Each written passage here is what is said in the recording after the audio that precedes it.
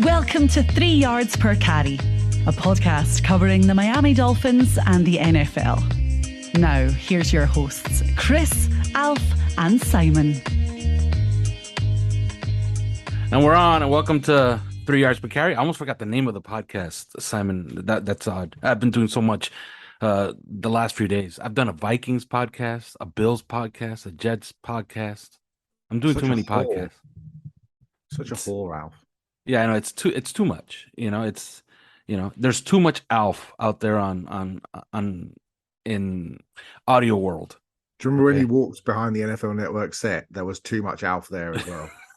Yes, although I tried not to do that, but now it's going to be a thing. Now, every time I see an NFL Network camera or a set, I'm going to try to walk behind it. I actually tried doing it the second day that I was there in Tampa, but evidently, I didn't catch them at the right time, or that was something that was for the internet or, for YouTube, and it didn't go live on air because I didn't make it onto the air the second time. Every time you know where the NFL Network are going to be, I think you need to jump on a plane and then just walk behind the set, and then you'll become like this national kind of thing where people are like, did you see that guy on the set? I'm sure I saw him yesterday. And they'll be like, that guy's there again. He's in Cleveland. He was in Green Bay last week. And then you rock up in like Los Angeles and you're walking around SoFi and Jamie Erdahl's like, who the fuck is that guy? And it's you every time. I think. And then for the London games, I show up at the pub. Yeah, absolutely. Munich, Mexico, just the whole thing, mate. And if you don't, I'm just going to question your commitment to this whole project. Yes. Yeah, I got to start doing that. Yeah, absolutely. That starts next year. Okay, that'll be my project for next year. As always, Network tour. I can't wait to see it, buddy. Of course, you're hearing Simon Clancy. Chris Kaufman will be here in the second half of the show, so we're doing that thing that you guys hate. But you can switch off after the first half if it gets really boring. Yeah, as always, we're brought to you by Manscaped. Use promo code 5RSN. You get 20% off your entire order and free shipping. Okay, Prize Picks. Go to Prize Picks, sign up, use the promo code 5 FIVE. You get a $100 rollover bonus, which means you deposit $100, you roll over once, which means you bet it through once, and they give you $100. In my neck of the woods, they call that free money. Take it. Promo code FIVE.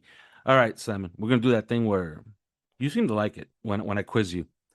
Can you explain British politics in the last calendar year inside of 30 seconds? Car crash, goat fuck, absolute shit fest. So we have a terrible right-wing government over here called the Conservative Party, and they have summarily failed to fuck the country from behind using a very, very large robotic penis.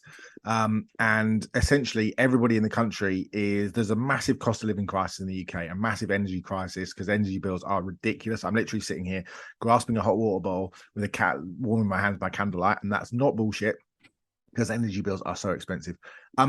But essentially Boris Johnson, the haystack-headed fuck punt, resigned about a few months ago after a tenure of complete and utter disaster, including holding parties at his house during the pandemic, which was completely illegal. He was eventually forced to resign, the massive grifter that he is, and this completely useless non-entity of a human being called Liz Truss took over. She lasted 44 whole days, and during that time, she resigned this morning.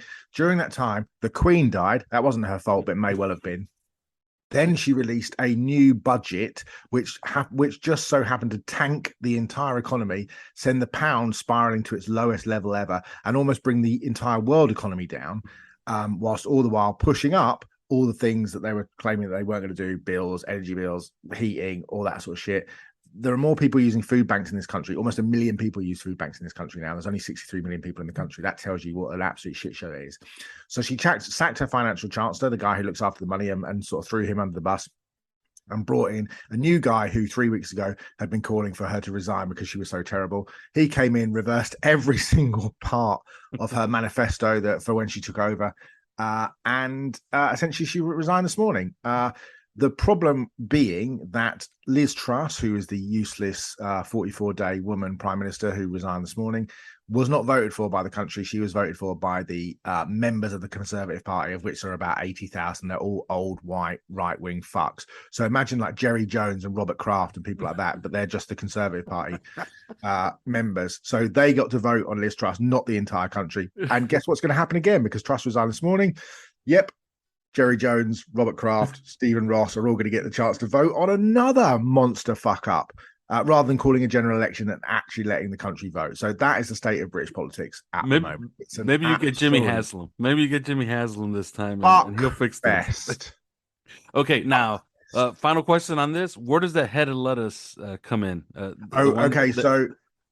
So one of the red top newspapers, you've probably heard of like News of the World, at the Sun, at the Mirror. Well, there's another called the Star over here, and the Star, when it was pretty obvious over the last few days that she was in absolutely dire straits and not just really bad, it was like really, really, really bad. They set up a live YouTube feed with a photo of Liz Truss and a lettuce, which they bought from a supermarket, an actual lettuce, and they bet that people could bet on who would last longer, the lettuce, would it wilt and die, or Liz Truss as prime minister. And people at one point, I think there were 22,000 people watching the live feed on YouTube, which was literally just a lettuce sat there. And the lettuce won. The lettuce is still there. It hasn't wilted, it hasn't died, but Liz Truss has fucked off. So yeah, that's essentially, I mean, if you would have thought on January the 1st, when kind of everybody's celebrating Happy New Year, boo, boo, boo, all the parties and stuff, that the enduring image of the year would be a photo of a lettuce sat next to a completely useless politician. Well, you would have got a big price on, Prize Picks if that had been your selection of what would be the enduring photo of 2022. But you would have been right if you'd have picked a lettuce, a supermarket lettuce, next to an incompetent prime minister. Wow, yeah, it's incredible. It really is. Oh wow, there you go.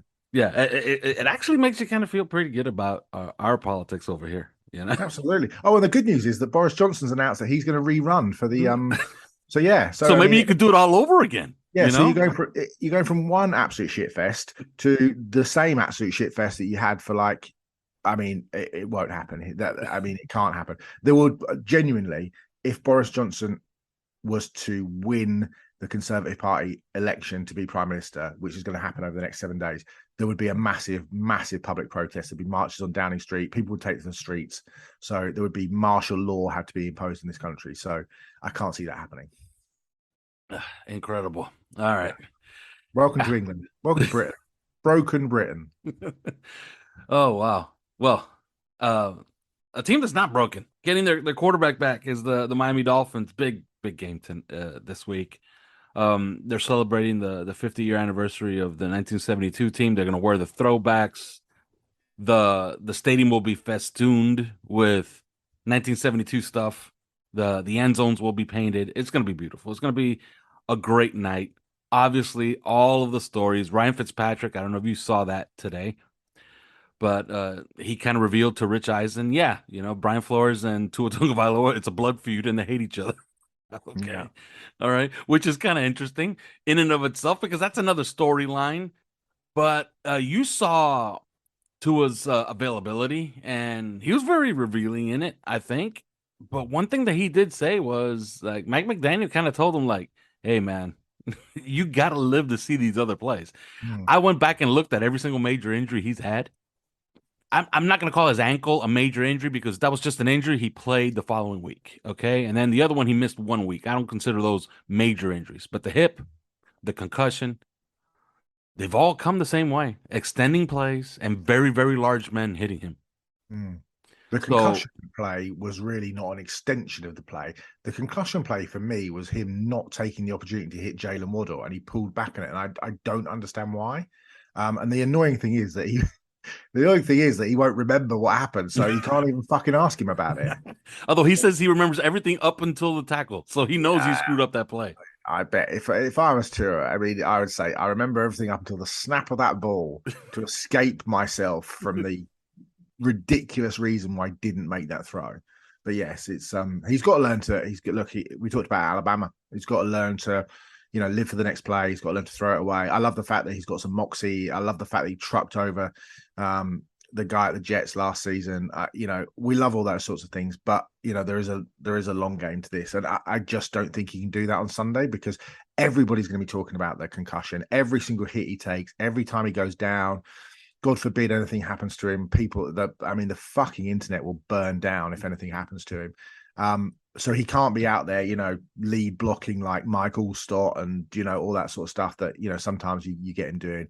He's just got to play it safe. He's just got to live for a next down because, like I said, by God, social media will fucking burn if he gets injured or, God forbid, he gets another concussion or something like that. It would just be an absolute, you may as well just disband the Dolphins right now if that happens.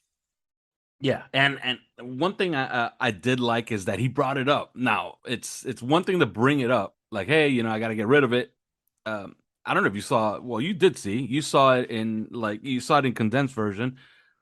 But Kirk Cousins had 4 incompletions in that game, which were complete throwaways because if he doesn't throw it away, he gets probably there's a homicide around the 40 or 50-yard line by Christian Wilkins on one and Jalen Phillips on another. But 4 times, Kirk Cousins gave up on a play and then just slung it into the stands. Give the fans a souvenir. Those are all smart plays because I watched Jalen Hurts do exactly the same on Monday Night Football. Must have thrown the ball away 5 or 6 times. There was one point when one of the backup Cowboys defensive linemen just caught the ball. And it was just like offensive lineman just caught the ball, and it was just like just get rid of it. Just live for another down, and that's what he's got to learn to do. And when he said, "Oh, I'm not really that kind of guy," we've got to learn to be that kind of guy. Otherwise, you're going to end up out of football in 2 seasons or less. You've got to live for another play, and there's nothing wrong with being able to do that and learning to do that and not getting hurt. One of the things I thought he said was really interesting was he said that I'm not the savior of this football team. Well, he's going to have to be the savior of this football team. I don't care whether he likes it or not. He's got to be. And it's not that he's performed like a savior. We're not, this is not Elvis Presley or the reincarnation of Dan Marino, or this is not Tom Brady or Otto Graham coming back into the building. But this is a guy who's playing really well. And the Dolphins were 3-0 when he went out of the game. And we talked about it on Monday, but realistically, they should have won at least 2 of those other games and would have done if he was playing. So this is a massive game for the Dolphins now because they start a big stretch. They're 6.5-point favorites this game on Sunday, and they're going to be favorites for every single game over the next 6 weeks. They've got to win on Sunday. I think they've got to get momentum back. They lost at home. You can't afford to keep giving home games away. It's against an AFC contender-ish contender. They beat the Bucs at the weekend, so the Steelers have a right to feel like, in a bad-ish division that they're involved. So Tua, whilst he doesn't want to be the savior, has got to come back and lead this team and take this team to a win on Sunday. Because if the Dolphins go 3-4, then this thing is getting ugly, and it becomes an indictment on what happens to the quarterback moving forwards. Where do we go with him if we can't win these big games? I remember the last time, we had this 75th anniversary. The end zones were painted. We looked sexy in our outfits, and we got spanked on national TV by the Giants at home. And we can't have that at the weekend. We've got to come in. We've got to stamp our authority. We've got to show the nation the team that beat Buffalo. Show the nation the team that beat the Patriots. Patriots are a good team. They're 3-3. They're a good team. We've got to show the nation the team that came back and beat the Ravens.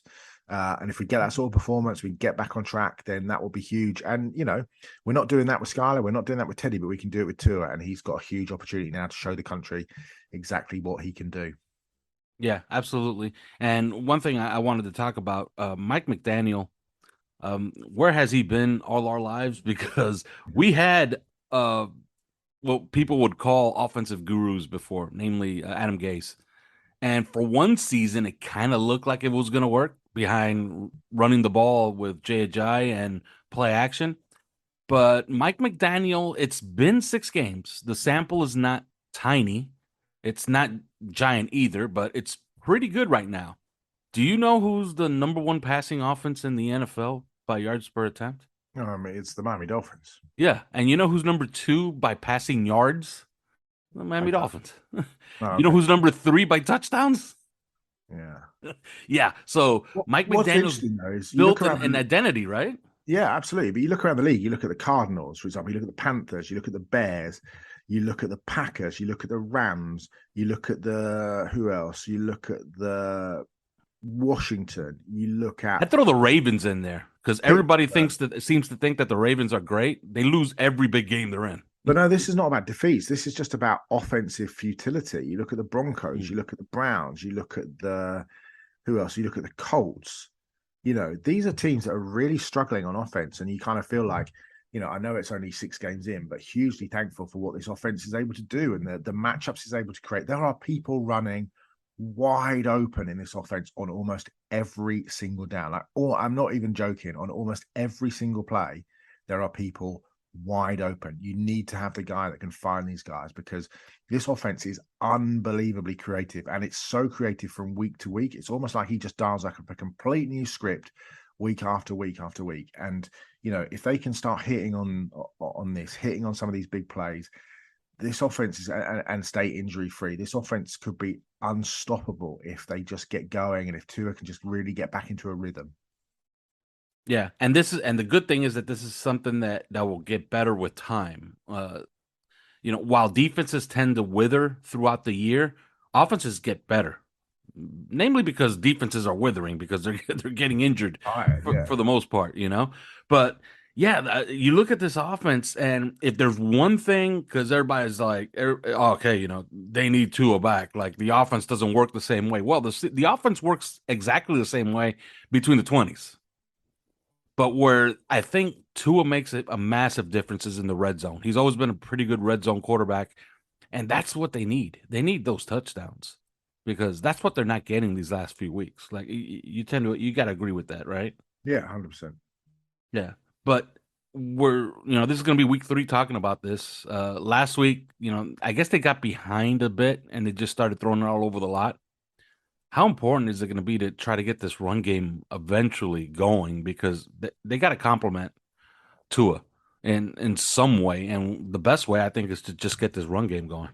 Yeah, I mean, it's kind of easier said than done in a way, because the struggles on the offensive line. It'll be interesting to see what you kind of want Austin Jackson back, but you kind of like.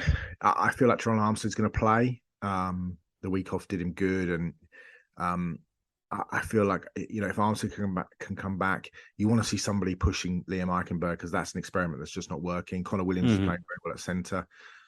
At some point there might be an argument about whether you move Connor Williams to left guard and you bring Dieter in at center, and because the Eichenberg situation is so bad, or whether or not Jackson comes back and Greg Little kind of his hand gets better and he regains his form, or Brandon Shell does, and you put Shell at right tackle and you kick Jackson back to that left guard position that he played all right at last season. I think he's an upgrade over Eichenberg. But yeah, I mean, the line's got to be healthy for the run game to start to work. Feels like Mostert is close to breaking so many big runs, but that linebacking crew at the Steelers is it's a good unit. Miles Jack is playing really, really well. Devin Bush is playing really, really well. And obviously, we know all about the safeties. And they did really well last week with half their defense missing. I mean, they played almost entirely a new secondary last week. There were so many players out, and yet they still beat the Buccaneers. But yeah, the getting the run game going is going to be huge. But I think the Dolphins are just going to pass up and down all over the field. I really do. It kind of feels like it's going to be that kind of night that McDaniel's just going to, they're just at home, the atmosphere, Tua coming back. There's going to be a real sense of kind of, let's fucking have it on national TV. Yeah, and the Steelers, they give up tons of passing yards. Like, that's been their Achilles heel. I would have felt a little bit differently about this game if TJ Watt was there, but yeah, he is still about a couple of weeks away from coming back. They have injuries in the secondary, namely Levi Wallace. Minkah Fitzpatrick is coming back for this game. He's pretty excited about it. For obvious reasons. Yeah, he's a great player as well, Yeah, no, and he's having a great season. Terrell Edmonds has battled injuries all year. Akilo Witherspoon, who's a player I've always liked, not a fit for Miami, by the way, but he's always been a pretty nice player, especially when he was with San Francisco. He is, I guess, coming back, because I see him on the injury report and it says limited, which that tends to be a good sign. Alex Highsmith is a guy who Chris Kaufman loved. He's having a monster year. Like, yeah, playing really well. So, it's and Cameron Hay was one of the best defensive players in football. So if you look at this team up and down, like, there's the talent there. Highsmith leads the league in sacks. So yes. Devin Bush, Miles Jack, like, they have talent. Okay. Montravius Adams, they have good players on this team. So this is a team to be respected. On the other side, Dolphin defense, I'm not going to say that they found something. I thought they played magnificently against the Vikings. That's a really good offense. And I forgot who it was. I was watching somebody on TV, and they were saying the 48-yard, running, pass and catch by Jefferson and the 50-yard run by Dalvin Cook. You take those two away, they gave up, what was it? A total of 9 first downs and 111 yards of total offense. Like, that's pretty good. Yeah. The problem is that they got to get their hands on the football. It looks like they're going to face the rookie. And look, I don't want to tempt fate, but do you agree with this? I'm happy to see Kenny Pickett, and I want no part of Mitch Trubisky. I understand he's been terrible, but Mitch Trubisky, I think, has another dimension besides what Kenny Pickett can offer, I think. Yeah, you just want to see Pickett because he's a rookie, because, he was awful in the first game. He threw 3 picks, and, he's coming off a concussion, and you kind of just want to, that's the sort of guy you want on the, you want to go up against. You want to confuse him with the cover zero looks, with the blitzes, the late changes in the secondary that we do. He won't have faced a corner like Xavier Howard, Javon Holland, et cetera, et cetera. So yeah, to me, I just you want the rookie in there because you want him to be confused, and I think he'll take some chances. And he's got a good receiving core. Deontay Johnson's a good player. Chase Claypool, if he's still there, talk about being traded to the Packers. Obviously, Najee Harris is a really good player. I think Pat Frymouth is coming back, so that will offer a challenge as well because he's a good player. But I absolutely want the rookie in there because I think that's the that's the way to, and you need to smack him in the mouth a little bit and pick him off. And, getting turnovers is something the Dolphins have struggled to do. And by the way, just looking at the sack totals, Alex Highsmith, number 1 in the NFL. What number is the number 1 Dolphins player? I know that Phillips has 2, and I think that's it, right? Am I right? Ingram. Oh. Ingram is the sack leader on the Dolphins. Wow. And he has what, 3? Phillips has 1.5. No, Ingram has 2. Phillips has 1.5. I thought Phillips played really, really well this past week. He's the 63rd. He's 63rd in the league in sacks. That's how well we're doing. Yeah, they got to improve that. Raekwon Davis got a sack last week, which was. Who the leading tackler is on the defense? Leading tackle. Well, it has to be Javon Holland. Although he has 42 tackles this season for number 35 in the league overall. Yeah, they're gonna have to make plays. Like, I know Xavier. It's not Howard, by the way. In fact, Howard doesn't feature in the top. Is not in the top 90. 3 Dolphin players in the top 90. If you can guess all 3, I'll give you a cookie.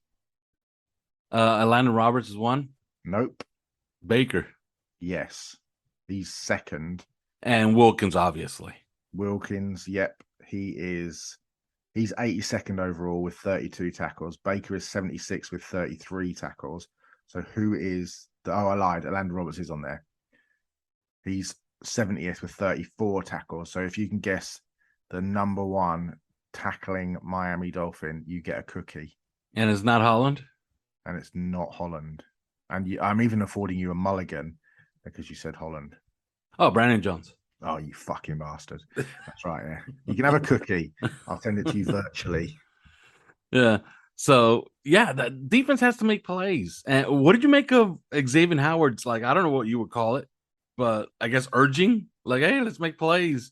We got to start making plays. He's right, though. Yeah, he is right. But then you put that up against what Mike McDaniel says. How does that square? Because Mike McDaniel says when you start pressing is when you start having penalties. And then I guess, you saw the result. So how does that work, really? I just want to see them play a clean game. I just want to see them come out, dominate on national TV. Just, when you get the feeling that everything's going right, just score touchdowns, just turn over the ball, just smack people in the mouth. Everybody's happy. Everybody stays healthy. The quarterback looks sexy. The uniforms are amazing. I mean, there are so many subplots to Sunday night's game because obviously Brian Flores is going to be there. Stephen Ross returns. The quarterback returns. There's all sorts going on. McDaniel's going to look cool on TV. We're going to be running these funky sets. Everybody's going to be like, wow, the Dolphins are back. But, that we've got a real chance to turn shit around. You know what I mean? Especially then, with what's coming up in the next few weeks and the opportunity all of a sudden, if you beat the Steelers, you got the Lions, the Bears, the Browns, the Texans. Next 4 games, you should win those 4 games, right? Mm-hmm. I mean, or the next 5 games, really. And all of a sudden, you go from 3-3 to what, 4, 5, 6, 7. You're 8-3 before you then go on this West Coast swing to the 49ers and the Chargers. Oh, and by the way, Mike McDaniel's going to have full well he's going to be excited to go back to San Francisco in that game. No, there's a bunch of subplots in both of those. First of all, you have the rivalry that the fans have created in their heads between Justin Herbert and Tua Tagovailoa. So that's one, and the other one, of course, is San Francisco. But you could go over there 8-3, thinking, you know what?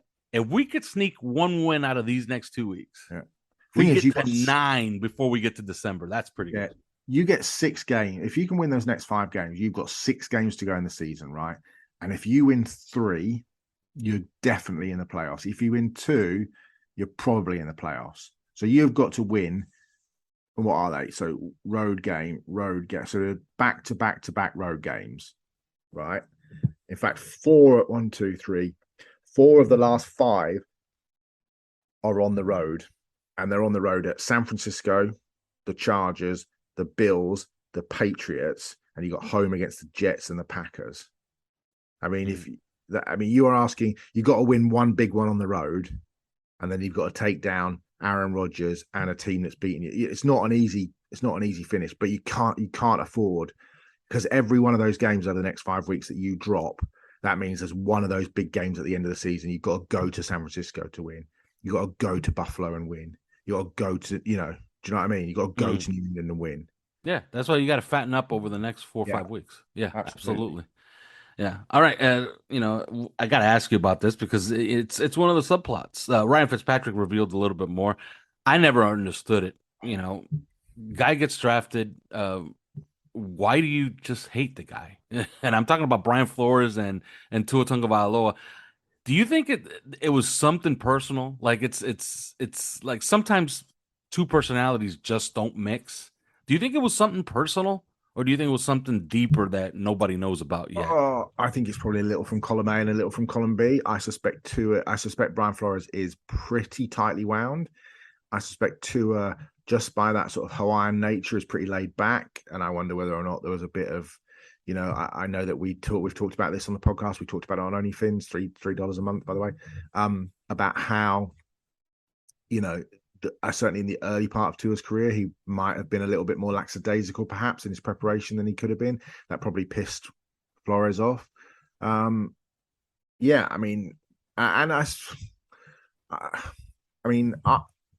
know firsthand that Flores wanted Tua in the draft. I mean, that's come from an absolutely diamond source. So I don't really understand it. Maybe it was a part of, it's 53 players plus 16 practice squad players plus 25 coaches and support staff. Nobody is, you're not going to like every single person. Do you know what I mean? It's just not the way it works. You can't get on with everybody, but it becomes untenable when the quarterback and the head coach don't get on. Look what happened in Tampa Bay with Bruce Arians and Tom Brady. You've got to have that relationship, that symbiotic relationship, like Sean Payton and Drew Brees, like, Montana and Walsh, like Marino and Shula, all of these great combinations. It's got to work, because if it doesn't work, you can't do anything. And that's why the McDaniel-Tua relationship has fostered and worked so well early on, because of the relationship between the 2 guys. And I think Tua has responded to the way that, and I think it's difficult, isn't it? Because you look at the way Tua was coached at Alabama, you would have thought, oh well, tough love. Nick Saban's not the sort of arm around the shoulder kind of, rub his belly kind of coach. That's not his game. So you'd have thought that actually he'd have taken to the Flores kind of situation. But look, mate, we just don't know. We could sit here and pontificate and we could guess. And there's only really going to be 2-3 people that really, truly know what happened and the reasons why. And And Flores is Mm. never going to come out and say it. And you saw how diplomatic and how well spoken Tua was about it yesterday, how much he was looking forward to playing. I thought it was a great answer that he gave. I'm just looking forward to playing against his, it'd be good to see those guys and looking forward to playing against the defensive guys that he's in charge of. He knows Minka very well. Obviously, they're on the same Alabama team that won a national championship. And yeah, so I mean, it'll be a good test. It'll be a really good test. Yeah, only Ryan Fitzpatrick, Brian Flores, and probably a few coaches and Tua know what actually went down there. But it was pretty interesting to see Ryan Fitzpatrick say, "Yeah, it was bad while I was there, and when I left, it's my understanding it got a lot worse." Yeah. Now, who would tell him that? Well, the guy that he interviewed 2 weeks ago, which is Tua Tagovailoa, right? Like that's who would tell him that. It's also interesting that the Steelers are now doing like hot yoga and like they're turning up the heat at their practice facility. And it's going to be an absolutely magnificent night on Sunday night, 70 degrees. It's going to be actually cool. So this is taking on a life of its own. The heat here in Miami, like most of this is absolute bullshit, by the way. Yeah. Like, I don't know if you saw the Vikings. The Vikings had air mists. They had cooling benches. They had tents. The Patriots did the same. The Bills should just blame their logistics staff for not bringing all that stuff over. But yeah, you could bring all that crap over and turn it on. Like, it's no big deal. Like what the Steelers are doing is absolutely ridiculous. I felt sorry for the poor guy that was stood at the end holding it outside of the shade. Yes. Like, hey, dude, go and stand in 90-degree weather for 3.5 hours. I hope you brought your suntan. Yeah, like maybe just set it up. Put spikes into the ground and just leave it there. That's but it's balmy. Okay, it's fine. Yeah, okay, you're playing a sport. Well, everybody else is playing the sport out there in the heat. So it's pretty equal out there. Just put on a little suntan lotion, turn on the air mists, and put on the little shade, and you're fine. Okay, it's okay. It's being a pussy and get out there. Yeah, it's just a little bit too much. All right, what happens on Sunday? I'll go first. Yeah, I think this is.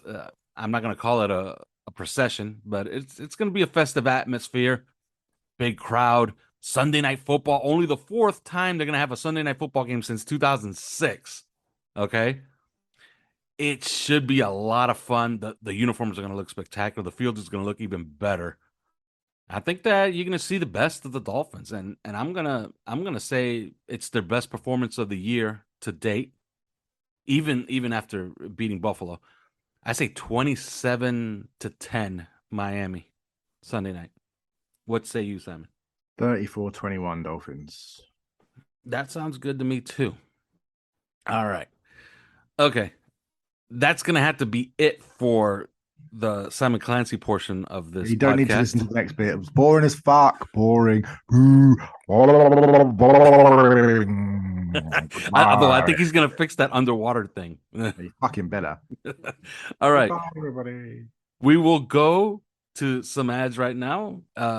And when we come back, we will have Chris Kaufman. But first, these words. Do you have a water leak and can't find where it's coming from? Are you dealing with water or mold damage in your home or business? Then call Water Cleanup of Florida at 954-579-0356 for immediate assistance. With over 60 years of combined experience, Michael, Robert, and their team is prepared to handle all types of leak detection issues, 24 hours a day, 365 days a year. After the leak has been located and repaired, Water Cleanup of Florida will then clean, dry, and fully restore the damaged areas. Water Cleanup of Florida is fully licensed, insured, and certified to provide the one-stop shopping that busy homeowners and business owners require. There is no need to bring in other contractors. They will handle the entire project from start to finish. Service areas include Miami, Broward, and Palm Beach counties. Call Michael anytime on his personal cell phone at 954-579-0356. That's 954-579-0356, or visit their website at wcufl.com. Water Cleanup of Florida. If you have the schmutz, they have the guts. And we're back. And that was a very entertaining first half of the show with Simon. I talked to him about British politics. It turns out that the lettuce is not going to be prime minister, Chris. I thought that's how it works. Well, I thought so too. When I saw the lettuce, I got very excited. I'm like, now produce is actually going to have political say in a country, like, I signed up for this. Like this is what I'm kind of excited for. But it turns out that the head of lettuce was just there to kind of prove a point, right? Which is sad.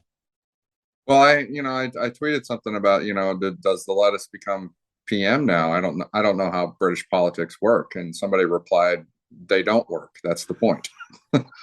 Yeah, that is the point, but it's, we went over it, and I asked him for a minute on the last calendar year of British politics, and he gave me, I think I had it at 3 minutes and 15 seconds or something like that.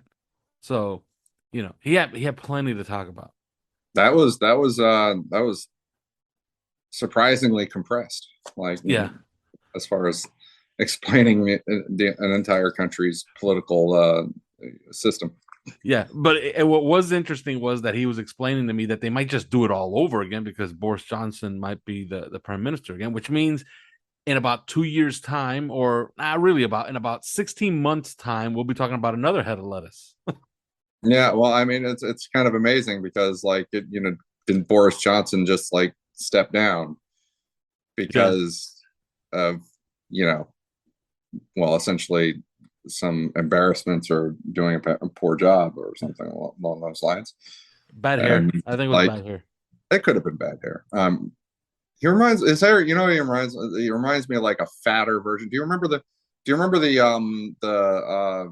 British kicker in The Replacements? Yeah, I remember him. Yeah, his hair. He reminds me of like a chunkier version of that dude.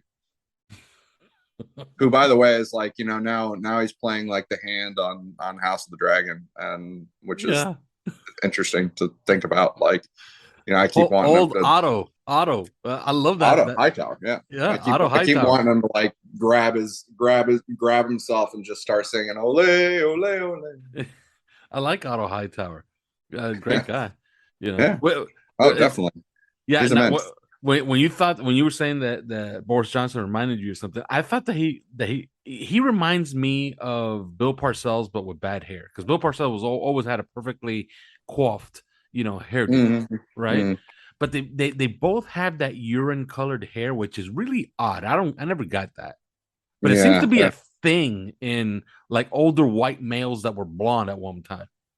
The Al Davis's son, what's his name? First name? Mark Davis. Mark Davis, that's right. Al Davis's son, like, it's that color hair, but like Mark Davis wishes his hair was as cool as Boris Johnson's. But yeah, like it's kind of reminds me of that. And Mark Davis himself, kind of reminds me of like if you put John Gruden in the microwave for too long. Yeah, John Gruden. Yeah, if you put John Gruden in the microwave for too long, you do get Mark Davis. Like, that is a fact. That is a fact. Yeah, which brings me to many things, but we're going to talk about the game a little bit here. All right, mm-hmm. And then we're going to talk some league issues because I found some of this completely fascinating. We'll talk about that to close out the show. Okay. First league of all, issues. Yeah, league issues. One very good one. Ominous. Yes, it is ominous. We're not going to talk about Mike Florio. I've done enough about that on Twitter for 20 lifetimes. He's doubling down on. Did Simon properly scold you for caring what Mike Florio says? No, I didn't even bring it up. It's okay.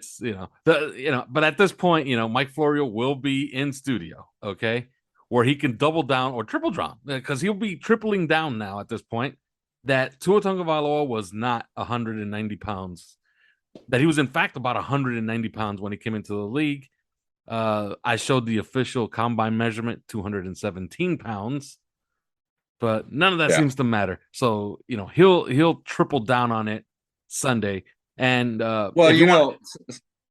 Alf, these guys at the combine, they drink about 30 pounds of water right before they're about to measure. Yes.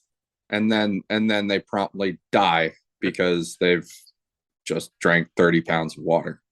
Yeah, but if you watch, if you like, you can go see the preview of the game between Chris Sims and Mike Florio. And that's all you need to know is just listen to Mike Florio. He's a big fan of a certain linebacker coach for the Pittsburgh Steelers, which we'll talk about, of course. Okay. But I'll say this. Okay. Tua's coming back. All right. But the offense, and we talked about this. I talked about this with Simon. Do you know who's number one in the league in yards per attempt? Passing. In passing. Yes. God, what is Tua number one? It's the Miami Dolphins pass offense. It's number you one. mean, okay, so just as a total. Although Miami Tua Dolphins is number one, by the way, in yards per Yeah, attempt. I mean because like his yards per attempt were better, have been far better than Bridgewater's and Thompson's. So Absolutely. And do you know who's number two in passing yards? I'm gonna now. Are we gonna go with passing yards allowed? Because are we getting there? Because I No, think we're talking about the pass offense. We're talking about pass offense here. Okay, you know that has to be. I mean, the Dolphins, they've got over 1,800 yards. So Yeah, I mean, they're second. Yes, to the Buffalo Bills.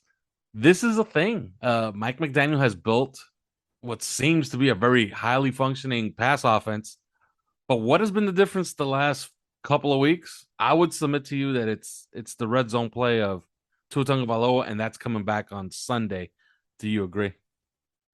well, there's a lot of things that are the difference. If you look at the fact that we're 3-0 with a high functioning offense, and then we're 0-3 with a very low functioning offense.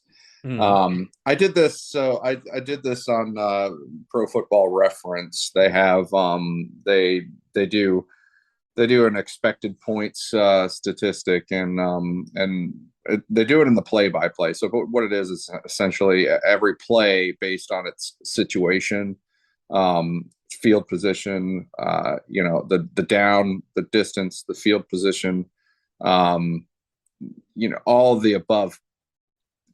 There's an expected point value essentially for the drive, and sometimes it's negative because it's like, if you're backed up on your own end zone, that's a bad deal, because you're probably going to you're probably going to be giving the other team good field position, and you might be risking a safety, that sort of thing. So before, there's an expected point value before the play based on the situation, and expected point value after the play, right? And so if you tally up those differences for each of the plays, then you have what Pro Football Reference, not Focus, refers to as expected points for the offense, like how much total expected points they earned for the game. And Tua, for the 3.5 games that he was in, by the way, like there were it's very even on snaps, because even though it's 3.5 games versus 2.5 games, Tua's snaps, I think, were something like 199, and Teddy Bridgewater's and Skylar Thompson's snaps totaled up to, I think, 192. Anyway, the Tua's expected points tallied up to over 50, 50 expected points for his 199 snaps. The other guys tallied up to, I believe, -6, I want to say. It might even be significantly lower than that. It might be more like -12 or something along those lines. And so that's, I mean, it just shows how much more effective the offense was in general. And this was against the New England Patriots and the Baltimore Ravens and the Buffalo Bills. I mean, these are not cream puff defenses, right? No, and as it turns out, two of them are legitimate top 5 defenses. Yeah, and I think that it just shows, how much it's not just the QB wins and everybody, QB wins. It's not that. It's, look at the points per drive. Look at the way that on an individual plays, they take a situation where they're expected to do X and then change it into a situation where they're expected to do Y. Like that's the expected points thing. Um, it's quite remarkable, the difference. And I was just watching. We were just talking about OnlyFans today. The several of the people were talking about like how Dan Orlovsky and Marcus Spears were on their show talking about how Tua's coming back, and Dan Orlovsky's like, everybody was getting on Tua for throwing down the field, but downfield is exactly what the Dolphins offense is missing right now for the last 3 games, or for however much, the time that Tua has been out, and which is ironic. And Marcus Spears was like, listen, Tua was done a favor by being out, because before he was out, everybody was just talking about how much of a genius Mike McDaniel is, and what a great cast they've done, or they put around him, with Jalen Waddle and Tyreek Hill. Well, those things have all been there for the last 3 games, or 2.5 games, whatever. But the result has been just starkly different. Yeah. And so, he's like, now everybody should sort of understand just how important Tua is, and how much his skill was actually adding to the overall offense.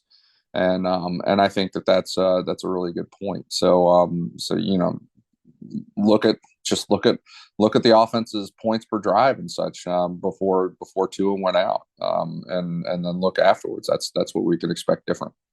Yeah. As far as the game and how it should play out, the Steelers, they do give up a lot of passing yards. TJ Watt's not playing. We already established that. He returns in a couple of weeks at best. They had a lot of injuries these last couple of weeks, but it didn't seem to matter against the Bucs. They ended up winning that game without Minkah Fitzpatrick, with Akila Witherspoon, who's a guy who I've always liked.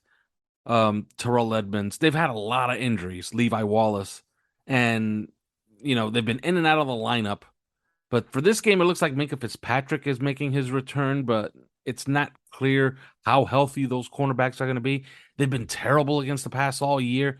Stands to reason it's going to happen again, right? Like, this is the Dolphins are going to stay true to character. They're going to throw it all over the lot, and they're going to have success. Would you agree? I mean, it's well, you never know. We think they're going to zig, and then they're going to zag, and suddenly Raheem Mostert is running for 150 yards. I don't know, but yeah, certainly on paper, that's what you would think is going to happen. And I think that there's, even if we want to say, well, now that we think they're going to do this, they're going to do that. The fact that this is at home and a night game, yeah, they're gonna pass it all over the yard. They are. Yeah, I completely agree. Cam Hayward will play. He's been dealing with some injuries, but this is an interesting one, and I want to give you an opportunity to pat yourself on the back here, because TJ Watt is not playing. But do you know who is playing? You mean aside from Tua Tagovailoa? Well, we know he's playing, but on that Steeler defense, they have one guy you kind of liked coming out a couple of years ago. You talking about Minkah Fitzpatrick? No, Alex Highsmith. Oh, the Highsmith. Yeah, Highsmith. Yeah. Do you know who's leading the league in sacks? Oh yeah. He's a gifted pass rusher. I mean, yeah. Well, what did you see? Like, what should Dolphin fans expect? Because a lot of Dolphin fans, they come to us and they want us to dig into the weeds, and I guess we'll give them a little bit of weeds, talk here, as far as digging into the football weeds of this game. I watched them play a lot. Alex Highsmith plays like that buck position. He's going to be outside, which means he's almost essentially going to be matched up exclusively with Teron Armstead, who is going to play, by the way, with his toe injury. What should Dolphin fans expect from Alex Highsmith? What kind of player is he? Because this is probably going to be the first time that they watch him play, but he is special. Oh, I think where he first stood out to me would probably be when you saw him. He went against an NFL player back at Clemson. When they played Clemson, they played against Jackson Carman, who's an NFL player, and he was so impressed with Alex Highsmith that he was like, I believe his quote was, Alex Highsmith was a dude. I've been playing football for 12 years, and he's by far the fastest off the ball that I've ever gone against, ever. Like that's Jackson Carman said, and he was left tackle of the Clemson Tigers at that time. And of course, Alex Highsmith, coming from where he came from, the Charlotte 49ers, that was quite the statement that he made against about Highsmith. And when you looked at him, it's this guy was extremely fast off the ball, and very athletic, and his clock was just running at a different speed from all these guys. And I thought he was the second best edge player behind Chase Young in that draft. And he ended up going to the All-Star games and impressing people and such. But now that he's been in the NFL for a little bit, it's shown through. But I think what the thing that impressed me most about him was that clock. It was the clock factor, and it's that when you see somebody that actually just looks like they're on a different clock than everybody else, and that's what stood out to me about him. And Jackson Carman had the right observation. He's extremely quick and fast off the ball, and once you do that, oh, sorry about that. Once you have that.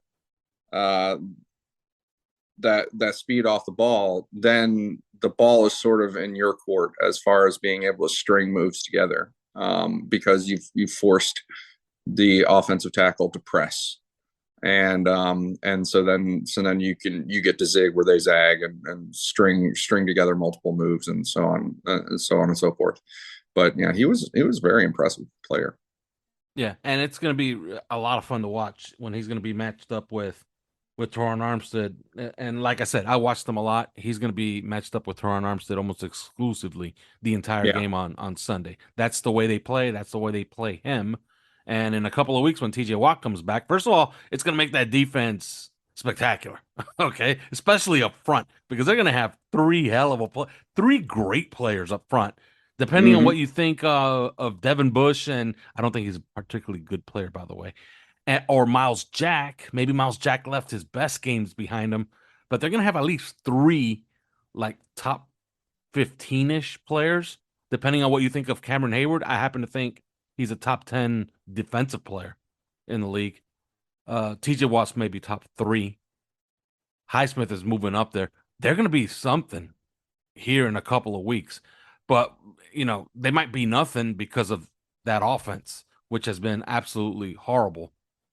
Mike Tomlin is doing something very interesting, and maybe you disagree with me, but if I had my choice, I'd rather face Kenny Pickett than Mitch Trubisky. And not because of the last time we played Mitch Trubisky, he threw it all over the lot. I don't even remember that epic shootout between the Dolphins and Bears here in Miami about 3 or 4 years ago. I don't know if you remember that. That was the Albert Wilson game. I prefer Kenny Pickett. I'd rather face Kenny Pickett. He's in concussion protocol, but he's practicing fully. First of all, explain that to me. And second of all, do you share my optimism facing Kenny Pickett? Well, I think anytime you want to, you match Josh Boyer against a rookie quarterback, and I'm not trying to necessarily sing Josh Boyer's praises, because I realize that we're sort of still in evaluation mode with him as a defensive coordinator without Brian Flores. I think that, but still, that style of defense, anytime you get that style of defense against a rookie quarterback, I think that's generally a good deal for your team. And that's the scare with Mitch Trubisky, who is not a good player. I do not think that he is a good quarterback, but the scare with him is that he has been around. He has seen a lot of things. And so when the Dolphins start trying to show, the exotic looks and the exotic blitzes and so on and so forth, then this, all it takes is a veteran guy who's been around the block to recognize something and then hit the exact wrong spot in the defense and somebody's off to the races. And so I think that especially depending on your play call, I mean it's not going to happen if you're sitting back with too deep and so and that way keeping everything in front of you. But the Dolphins don't play like that. We know that. So yeah, I think that you do want to face the rookie. And I don't know how in blazes he's practicing on a quicker schedule than Teddy Bridgewater was. I don't get that one either. We have some disagreements there, I think, between Simon and I on that front. I don't see I'm not necessarily saying that I see some grand conspiracy, but I certainly do see something questionable there. Because immediately after the Dolphins game, Mike McDaniel got in front of the press and he said that the earliest we could see Teddy Bridgewater practicing is Thursday, and that was going to be a light practice. That was going to be a limited practice. And there are 5 discrete steps in the concussion protocol coming back from the concussion protocol, and there have to be 24 hours in between the steps. And step 4 is the one where you can actually get on the field and do football activities, but in a limited way, in a limited fashion. Do the math, do the math there. There isn't enough time for that. And Teddy Bridgewater is about the most extreme on the extreme end as far as the concussion protocol goes, in as much as he clearly did not have a concussion. And the spotters just made a mistake in the booth, thinking that he stumbled when video cameras trained on him the entire every second from when he went down to walking off the field. No camera showed that, and so he did not have a concussion, and yet Thursday was the earliest he could have come back in a limited way. And yet Kenny Pickett, did they somehow get more time than everybody else? I don't know what's going on there, but I'm surprised. Well, I'm not surprised people aren't making a bigger deal of it, but I am just flat out surprised that it happened. Yeah, interestingly enough, I've been looking at the injury report on the Pittsburgh Steelers, and what's even it brings a smile to my face.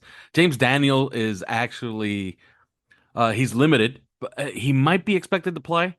But the Thursday participation just ticked up for James Daniels to full, and also for Mason Cole, the center, also to full.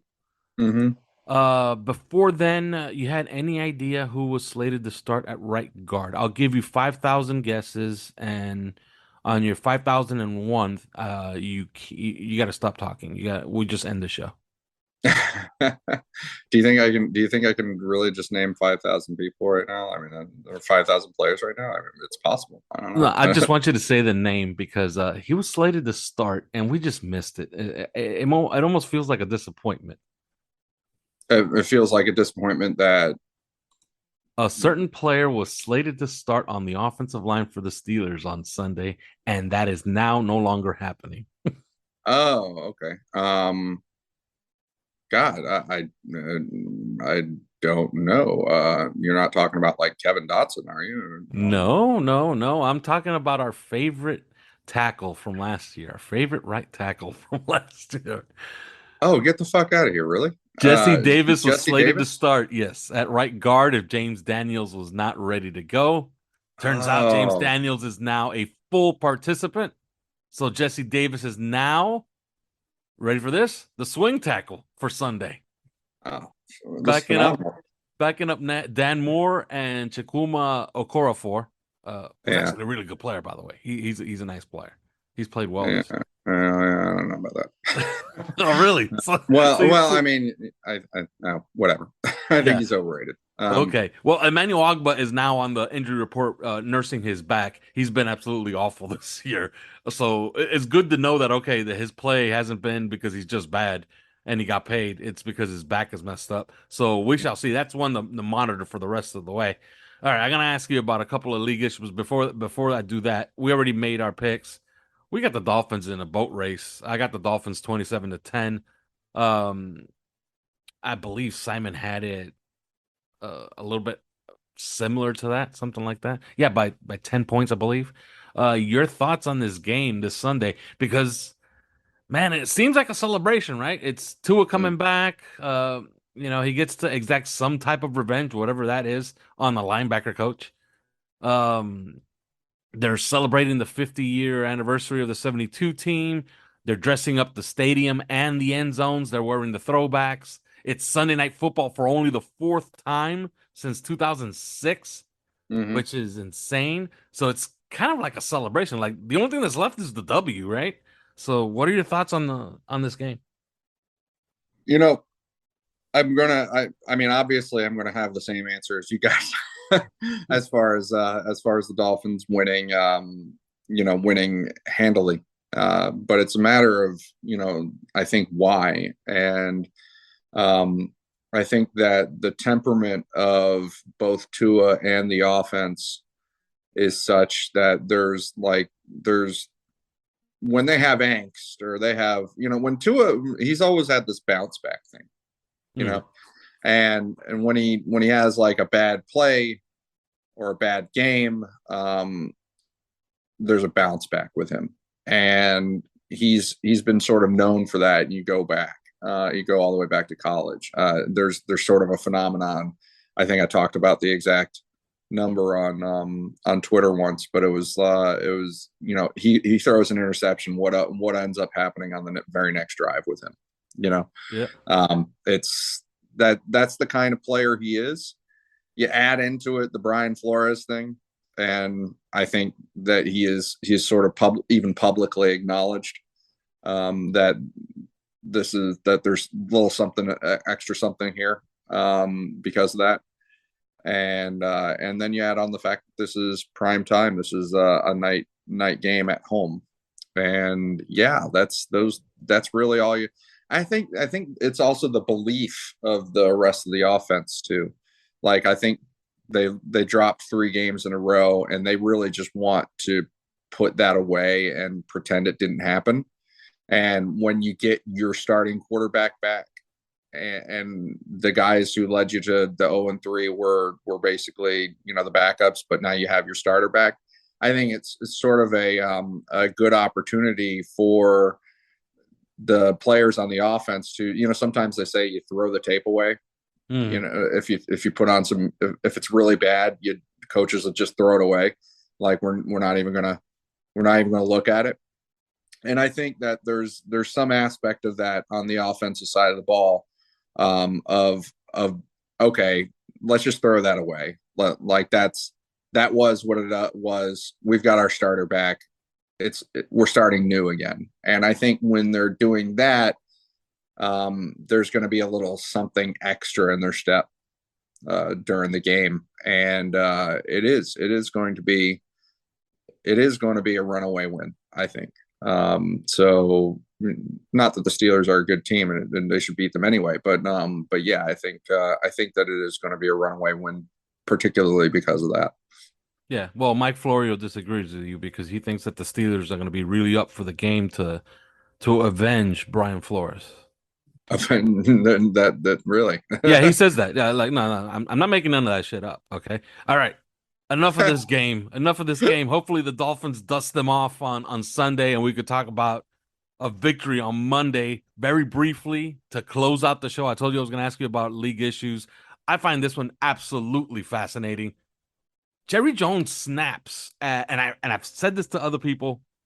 There's 2 factions in the NFL as far as owners. There's the Bob Kraft faction, which Goodell seems to be really, really well aligned with, and then there's a Jerry Jones faction. If you wonder where Stephen Ross kind of lies, where he puts his loyalties, he knows both. He's friends with both, but he's always tended to be on Jerry Jones's side because Jerry Jones was the deciding vote to allow him into their billionaires club. Okay, and if you've ever watched Billions, the show Billions, they say there was a great quote in there where they said sports franchises is how we knight are billionaires here in this country.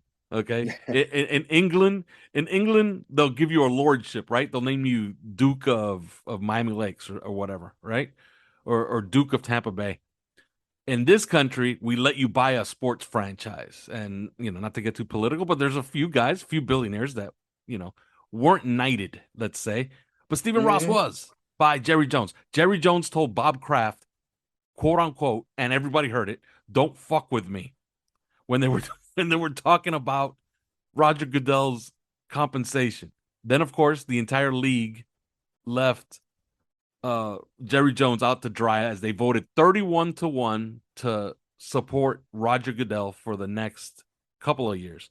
The last time that they supported him was in 2020 for compensation. He was paid $128 million for the next 2 years. Yeah, he's going to end up an owner himself. Oh my God. So this year, it seems like he's going to get $67 million. I'll ask you another question after this one, but simple question: do you think Roger Goodell is a good commissioner of a sports league? I'm a results oriented person as far as like business is concerned, and the expansion of the business, and there has been definitely an explosion under his